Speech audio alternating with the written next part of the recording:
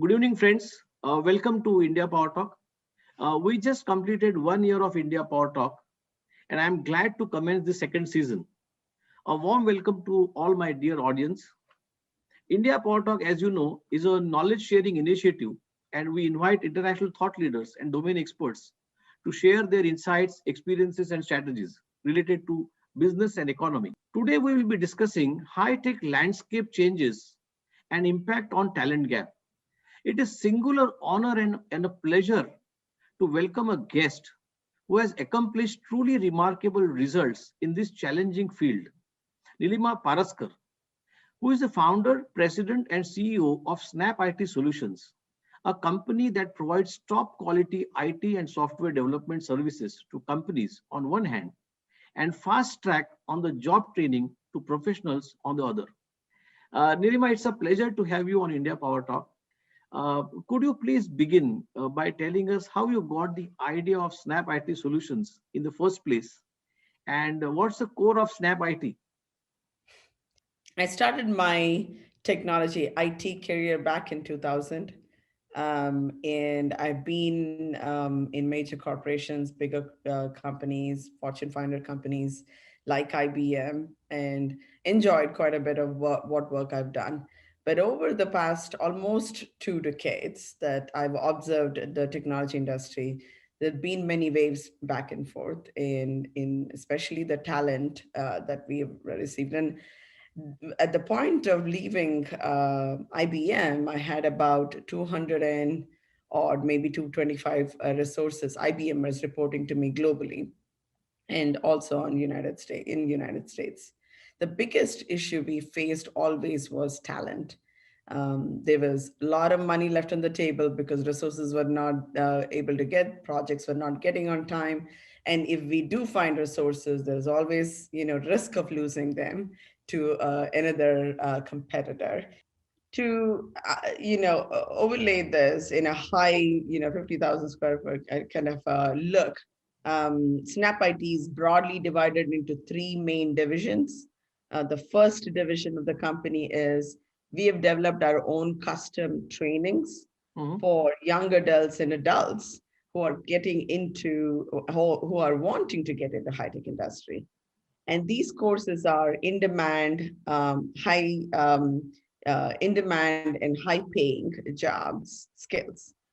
Once the students go through the training, it's short period of time, about 3, maybe 5 months, not more than that, not less than that.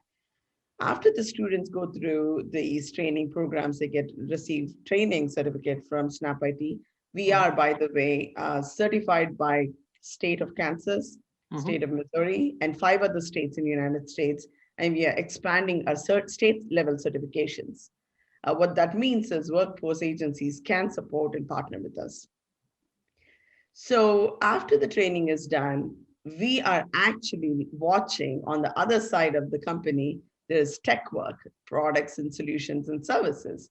This segment of the company is watching for students coming through the training program. And Mhm. we are, when we see a student who is ripe for us to build more, we offer a And, job to the students. and so, does it really mean that the traditional universities are now obsolete? Like I said, even with universities going full swing, they're only able to satisfy 25% of the demand. Another point, I'm not sure if you are aware in India, but Kaufman Foundation is one of the bigger foundations here, actually not only in United States, but in the world. According to their research, 7 out of 10 kids here in the United States are not going to university. And Oh, I know that a lot more students are not having access to education, like countries like India, Africa. There are students who are not able to go to universities. But I refuse to believe that these students are not smart enough. It's either augmenting university education or almost replacing in certain way sure. for students who are not able to go. I would prefer kids to have their childhood and enjoy that time and learn not just about education or a particular skill, but have an overall holistic approach. Does it really mean that, or are you suggesting that the graduation is not the engineering graduation is not required, but surely there is some basic education required but to get the understanding or hands-on experience Yeah. on these technologies? Sure, absolutely. We don't train any student who doesn't have at least, in India, I believe it's intermediate. That's Okay. what they say. Here it is high school, but it's, 11th and 12th as well. But they have to be GED, Okay. graduated. Without that, we can't. Is this the right way of connecting the industry and academia? I don't know. Whether it is the right way or not, but I have to tell you, the biggest drawback in my model is a lot of investment going into the student once we hire them, I right? About more 6 to 9 months, I am investing out of my profits from the company into the students. At one point, it was my personal money, my savings going in. So there is no obligation for them to stay. And there is no guarantee that they would, get through and get to that level of a 4 year bachelor's degree kind of a student. But the ratio has proved that close to 90% of the people that I have invested in have come through. Is it necessary that between the university and the industry we need to have companies like SnapIT Solutions? Is it really required? So coming through, remember one thing, the training segment of the entire, I'll call it as an apprenticeship, right? This is training is almost a phase that is needed to start the apprenticeship, right? Okay. So the entire process together on an average takes about a year for I, somebody to come up to speed. And if somebody is already spending 4 years of bachelor's and 2 years of master's, they probably do not, their curve to get to industry is probably around 3 to 6 months based on how quickly they catch up with the industry.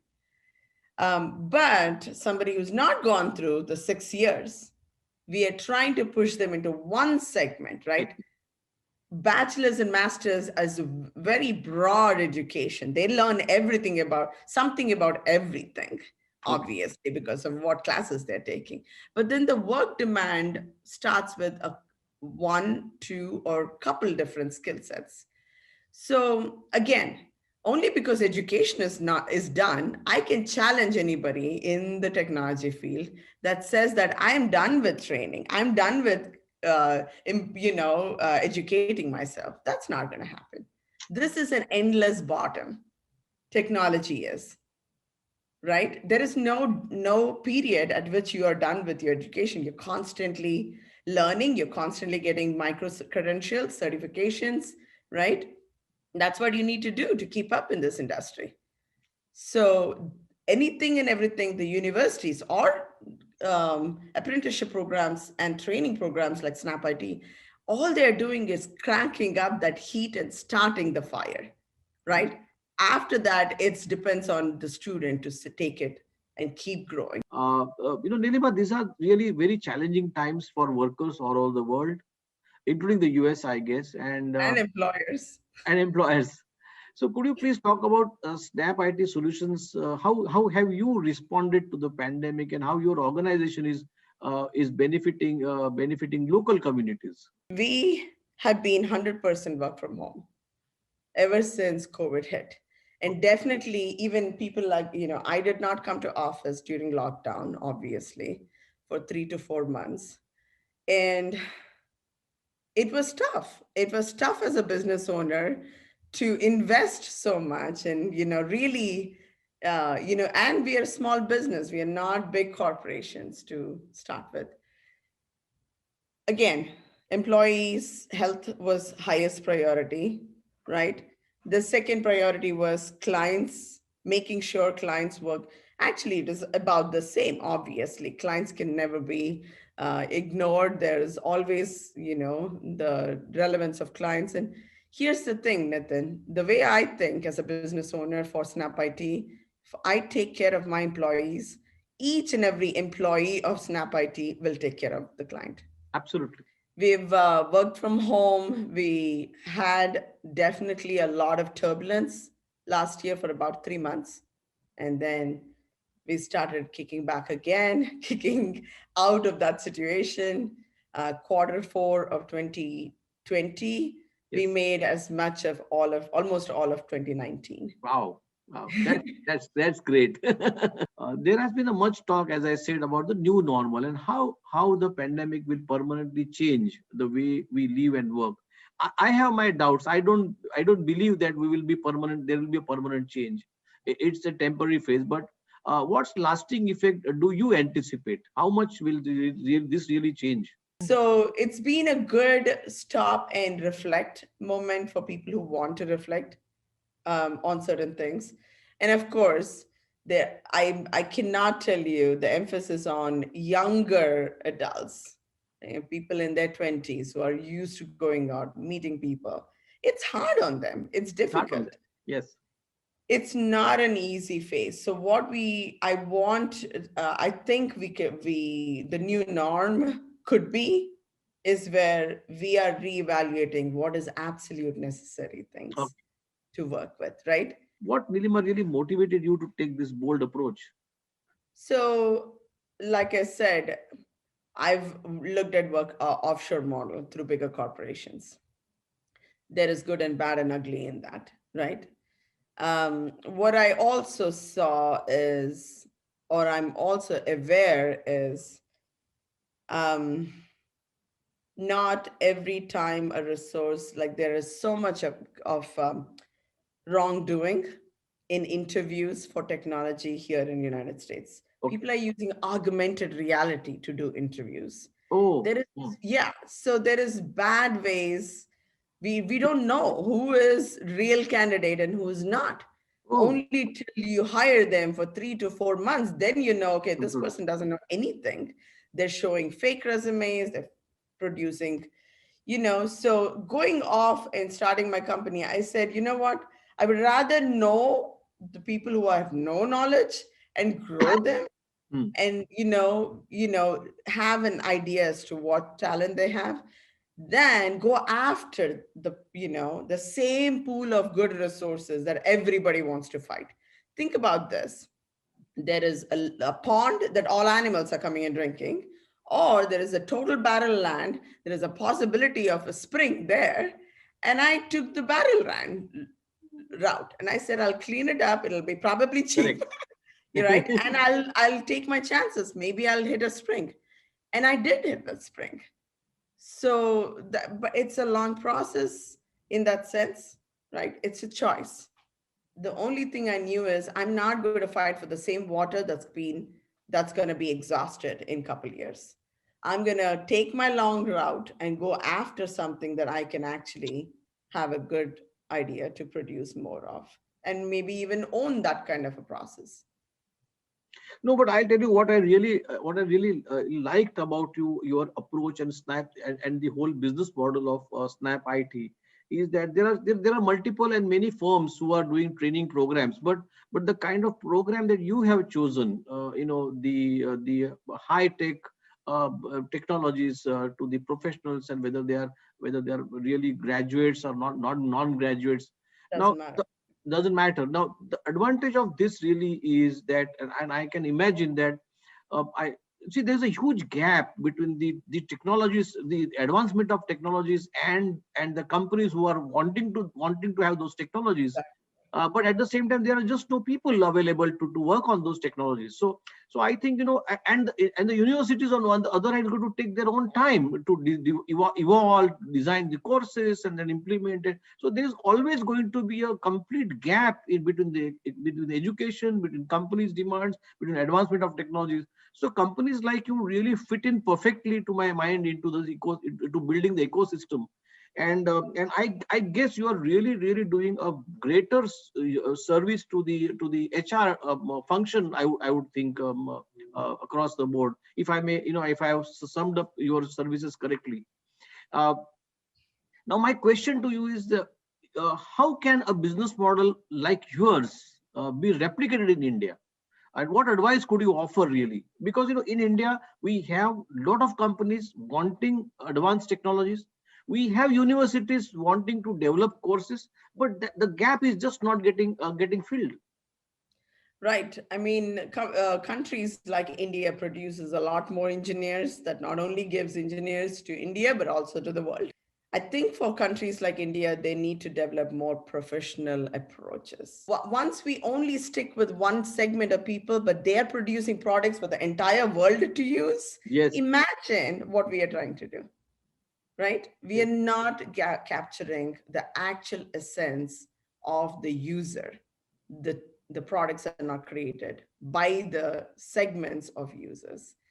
So those are the things. So I think our the SnapIT model also attacks that aspect.